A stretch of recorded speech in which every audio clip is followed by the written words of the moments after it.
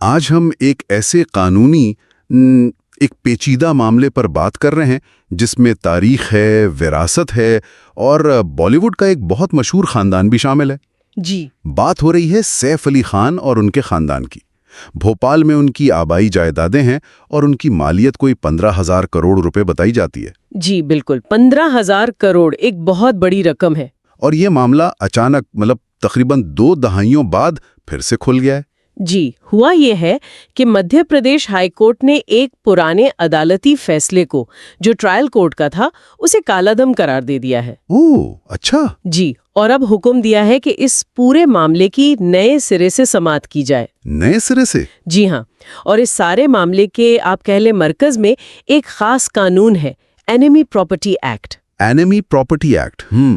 تو آج ہم یہی کوشش کریں گے کہ مختلف خبروں اور ذرائع سے جو معلومات ملی ہیں ان کی بنیاد پر سمجھیں کہ یہ سب کیا ہے، معاملہ کیسے یہاں تک پہنچا اور اس کے ممکنہ نتائج کیا ہو سکتے ہیں۔ ٹھیک ہے، تو شروع وہیں سے کرتے ہیں جہاں سے یہ خبر دوبارہ ابھری، یہ ہائی کورٹ کا فیصلہ کیا ہے یہ بالکل؟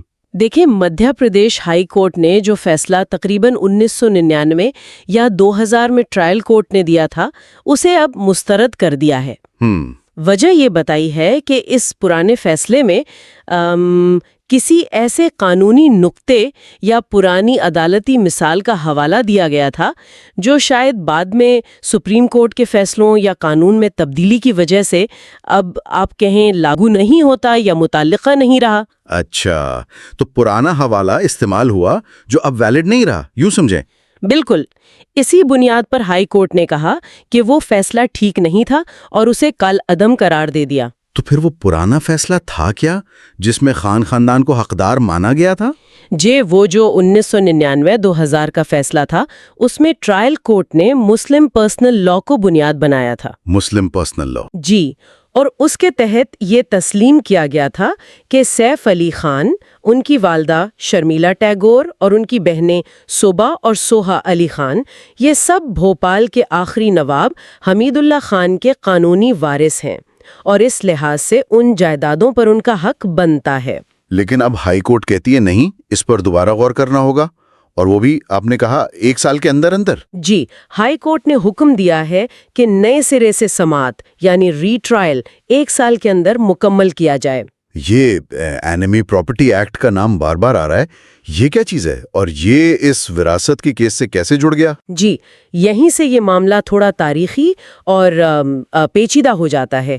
اینیمی پراپرٹی ایکٹ جو ہے وہ اصل میں 1968 میں آیا تھا۔ 1968؟ جی، لیکن اس کی جڑیں 1965 کی جنگ اور اس سے بھی پہلے 1947 کی تقسیم ہند میں ہیں۔ اس قانون کا مقصد ان لوگوں کی ہندوستان میں موجود جائیدادوں کو سنبھالنا یا ضبط کرنا تھا جو تقسیم کے بعد پاکستان چلے گئے تھے یا بعد میں چین چلے گئے اور وہاں کی شہریت لے لی۔ تو اس کیس میں کون گیا تھا پاکستان؟ اس کیس میں سیف علی خان کی دادی جو تھیں یعنی بیگم ساجدہ سلطان، ان کی بہن تھیں عابدہ سلطان۔ اچھا، دادی کی بہن یعنی سیف علی خان کی پڑنانی ہوئی؟ بالکل، پڑنانی۔ وہ تقسیم ہند کے بعد پاکستان ہجرت کر گئی تھیں۔ تو ان کی ہجرت کی وجہ سے؟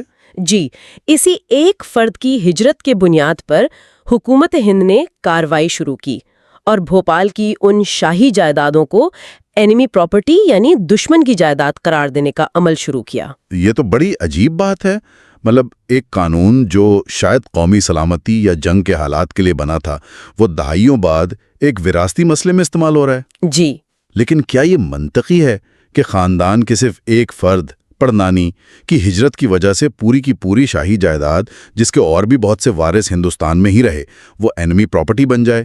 یہ تو اربوں کی جائیدادیں ہیں۔ اس کیس میں سیف علی خان کی دادی جو تھی یعنی بیگم ساجدہ سلطان، ان کی بہن تھی عابدہ سلطان۔ اچھا، دادی کی بہن یعنی سیف علی خان کی پڑنانی ہوئی؟ بالکل، پڑنانی۔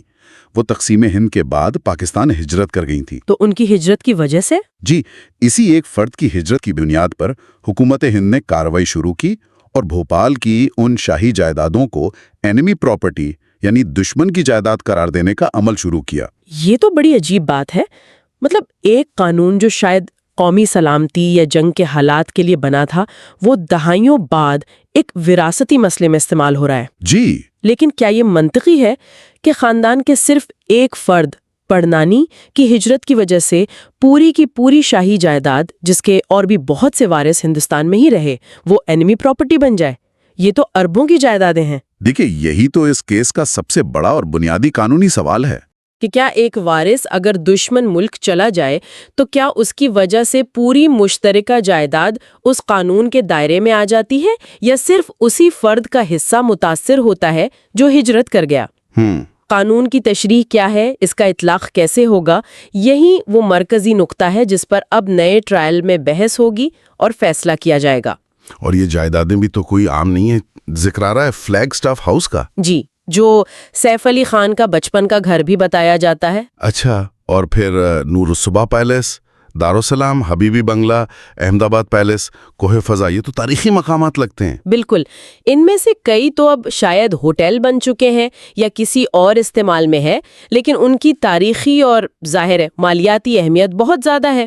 ان عمارتوں سے تو نسلوں کی یادیں، تاریخ جڑی ہوئی ہیں۔ تو خاندان کے لیے اس کا مطلب کیا ہوا اگر یہ کیس ہار جاتے ہیں تو؟ اگر خدا نخواستہ فیصلہ ان کے خلاف جاتا ہے تو وہ نہ صرف ان قیمتی جائیدادوں پر اپنا قانونی کنٹرول کھو دیں گے، بلکہ اپنی وراثت کا، اپنی تاریخ کا ایک بہت بڑا، ایک اہم حصہ بھی گنوا سکتے ہیں۔ یہ صرف پیسوں کا نقصان نہیں ہوگا، یہ ان کی خاندانی شناخت، ان کی لیگیسی کا سوال ہے۔ صحیح۔ تو اب آگے کیا سٹیٹس ہے ابھی؟ دیکھیں، ہائی کورٹ کے فیصلے کے بعد اصولی طور پر حکومت کے پاس ایک محدود وقت ہوتا ہے، شاید 30 دن، کہ وہ اس فیصلے کے خلاف سپریم کورٹ میں اپیل کرے۔ اچھا، حکومت اپیل کر سکتی ہے؟ جی، اگر وہ اپیل نہیں کرتے یا اپیل کامیاب نہیں ہوتی تو پھر معاملہ واپس ٹرائل کورٹ میں جائے گا نئے سرے سے سماعت کے لیے، اور ہائی کورٹ نے کہا ہے کہ یہ سماعت 1 سال میں مکمل ہونی چاہیے۔ یعنی ابھی ایک قانونی جنگ چلے گی 1 سال تو کم از کم؟ جی بالکل، ابھی یہ معاملہ چلے گا۔ میڈیا میں تو یقیناً بہت شور ہے اس پر، میں نے دیکھا اسے خاندان کے لیے بڑا دھچکا کہا جا رہا ہے۔ جی ہاں بالکل، اور اس کیس کی وجہ سے ایک بار پھر لوگوں کی دلچسپی بڑھی ہے کہ تقسیم ہند کے وقت جو لوگ ادھر سے ادھر گئے، اس کے اتنے سالوں بعد بھی کیا اثرات سامنے آ رہے ہیں، خاص طور پر وراثت کے قوانین پر۔ تاریخ کیسے حال پر اثر انداز ہوتی ہے۔ بالکل ٹھیک ہے، تو اگر ہم اس ساری بات چیت کا خلاصہ کریں تو صورتحال یہ بنتی ہے کہ سیف علی خان اور ان کا خاندان بھوپال میں اپنی اربوں روپے کی آبائی جائیدادیں ایک پرانے قانون اینمی پراپرٹی ایکٹ کی وجہ سے کھونے کے خطرے میں ہیں۔ جی، اور اس کا تعلق ان کی پردانی کی تقسیم ہند کے وقت پاکستان ہجرت سے ہے۔ بالکل صحیح۔ مدھیہ پردیش ہائی کورٹ نے پرانے فیصلے کو مسترد کر کے نئے سرے سے سماعت کا حکم دے دیا ہے، اور اب اسی سماعت سے ان کی وراثت کا مستقبل طے ہوگا۔ یہ صرف ایک مشہور خاندان کا ذاتی مسئلہ نہیں لگتا۔ نہیں، بالکل نہیں۔ یہ کیس دراصل ایک بڑی تصویر دکھاتا ہے۔ یہ ظاہر کرتا ہے کہ کس طرح تاریخی واقعات اور ان کے نتیجے میں بننے والے قانون دہائیاں گزر جانے کے بعد بھی آج کے دور میں لوگوں کے جائیداد کے حقوق اور خاندانی وراثت پر کتنے گہرے اثرات ڈال سکتے ہیں، خاص طور پر ان خاندانوں کے لیے جن کی تاریخ تقسیم ہند سے جڑی ہوئی ہے۔ اور یہ ایک سوال بھی چھوڑ جاتا ہے۔ جی بالکل، یہ سوچنے کی بات ہے کہ تقسیم کو تو 75 سال سے زیادہ ہو گئے، لیکن یہ جو اینمی پراپرٹی ایکٹ جیسے قانون ہیں، یہ آج بھی پورے ہندوستان میں نہ جانے کتنی ایسی جائیدادوں اور خاندانوں کو متاثر کر رہے ہوں گے جن کا تعلق ماضی کی اس تاریخ سے ہے۔ اور ایک اور اہم نقطہ یہ بھی ہے کہ جب شخصی قوانین جیسے مسلم پرسنل لا اور قومی قوانین جیسے اینمی پراپرٹی ایکٹ، ان کے درمیان اگر کوئی ٹکراؤ پیدا ہو تو اس کے قانونی اور سماجی سطح پر کیا وسیع مضمرات ہو سکتے ہیں، یہ غور طلب باتیں ہیں۔